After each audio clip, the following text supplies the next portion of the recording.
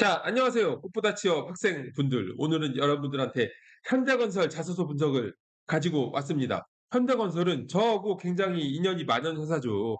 제가 이제 대림산업, 이제 현재 DL에서 도시정비 사업, 플랜트 구매 조달 업무를 했었는데, 제가 유일하게 메이저 건설사 출신의 취업 컨설턴트거든요. 그래서 메이저 건설사라는 부분에서 인연이 많고, 그리고 제가 현대자동차에서 본사 경영 지원 업무를 했었잖아요. 현대건설, 지금 현대자동차 그룹에 편입이 되어 있죠. 그래서 양방향으로 아주 쌍방으로 저랑 인연이 있는 회사이기 때문에 건설 꿈나무 분들한테 제가 굉장히 수액 있게 자신 있게 공고 분석을 해드리도록 하겠습니다. 여러분들의 구독 버튼이 저한테 큰 힘이 됩니다. 그러니까 이제 구독 버튼을 눌러주세요. 자, 그럼 현대건설 자소서 분석 보도록 하겠습니다. 마감 기한은 9월 26일 17시까지입니다.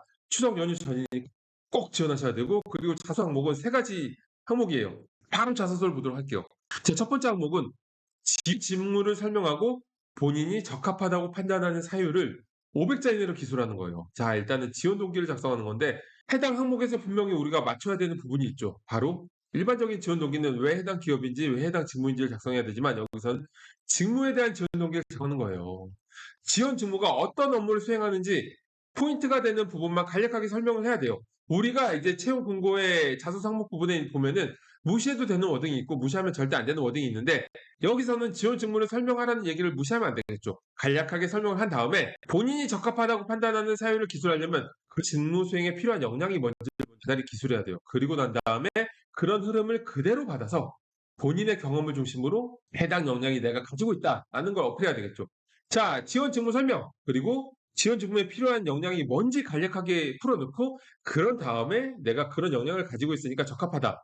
라는 방향으로 풀어내야 되는데, 자, 꽃보다 취업 학생들 같은 경우에는 지원 정보를 간략하게 설명을 한 다음에 해당 업무를 수행하는 데 필요한 역량을 이제 업무와 직접 경험 있는 전문성이라고 풀어내면 좋겠죠. 그런 다음에 저희가 컨설팅을 통해서 이제 완성한 경력 기술서 내용을 거기 워딩이 굉장히 멋있기 때문에 그 워딩을 그대로 풀어내면은 좋을 것 같습니다. 자, 그리고 두 번째 항목. 성장 계기가 되었던 주요 이벤트를 세 가지 이내로 선정하고 해당 사건이 본인의 어떤 영향을 주었는지 기술하는 항목인데요. 자, 일단 여러분 생각해 봐야 돼요. 채용 담당자가 제시한 워딩을 내가 어디까지 명확하게 고려해야 될 것인가, 어떤 의도를 가진 것인가, 세 가지 이내. 세 가지 이내나 하면 세 가지를 다 써야 된다는 얘기는 절대 아니거든요. 꼭 세 가지 전부를 작성할 필요가 없어요. 이거를 1000자 이내에 세 가지를 다 쓰면은 각각 300자 정도로 풀어내야 되잖아요. 그러면은 이도 저도 아닌 읽기 싫어지는 글이 될 확률이 굉장히 높습니다. 가장 효과적으로 여러분들이 이거 작성하려면 소제목으로 구분한 경험 관련 스토리텔링 항목을 두 가지를 딱 붙여넣는 거예요. 1000자로. 500자 두 개를 만들어서. 자, 그러면 성장 계기라는 워딩을 살펴보았을 때 이거는 어떤 걸 써야 되느냐? 스토리가 있는 걸 써야 되느냐? 아니면은 내가 컴퓨터기 기술한 걸 써야 되느냐? 스토리가 있는 경험을 풀어내는 것이 채용 담당자의 의도에 부합해 보입니다. 스토리텔링 항목 두 개를 붙여넣는 게 결국 결론적으로 맞고요. 스토리텔링의 효과적인 방법은 먼저 상황을 제시해야 돼요. 상황을 제시하고 문제점을 명확히 제시해야 돼요. 문제점이 없는 스토리텔링 항목은 스토리텔링이 아닌 게 돼요.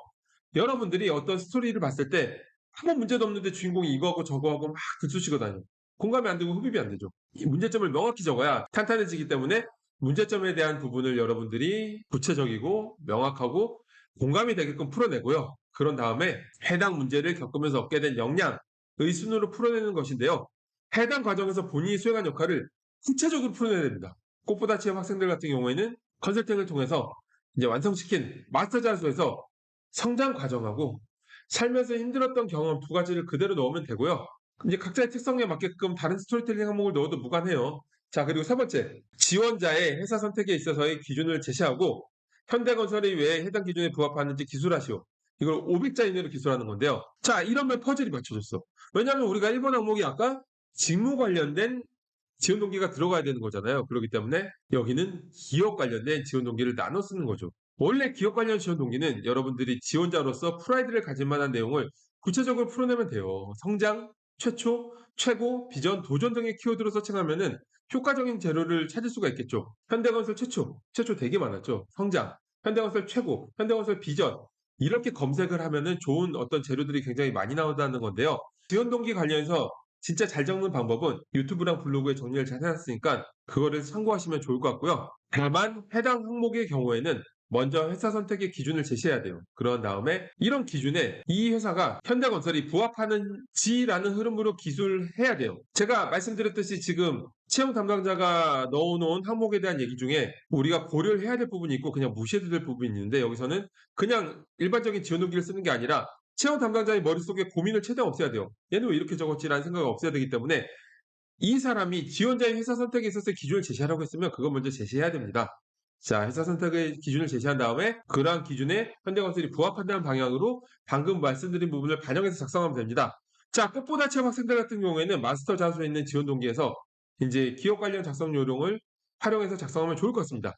자, 현대건설 채용 공고 분석해 봤는데요. 오늘 제가 말씀드린 내용을 보고도 진짜로 너무 잘 만든 자소서 경력도 있어. '어떻게 만들었길래 이렇게 합격을 하는 거야?'라는 그런 퀄리티를 보고 싶으신 분들은 꽃보다 취업의 취업 상담을 찾아오세요. 취업 상담에 오시면 여러분들의 직무 설정, 방향성 설정, 취업에 대한 궁금증 100% 해결, 그리고 내 자소서가 지금 얼마나 형편없는지, 그리고 내가 어느 정도 기업에 노릴 수 있는지 이런 것들을 제가 완벽하게 피드백해 드리겠습니다.